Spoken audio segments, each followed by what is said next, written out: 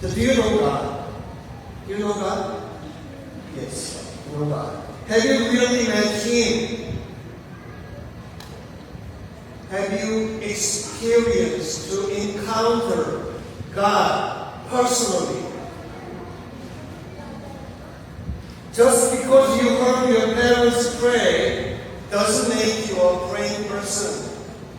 Just because you saw your grandmother's faithfulness doesn't make you faithful. You yourself must hear God's voice.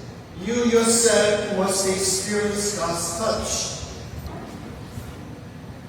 Many believers experience a faith crisis or they fall into a faith slump. Why? Because they are still living depending on someone else's faith. When Ruth humbly confessed, "Naomi's God will be my God," she prepared to stand directly before God. Even if left alone, even without Naomi, I will have my God. That was her resolve.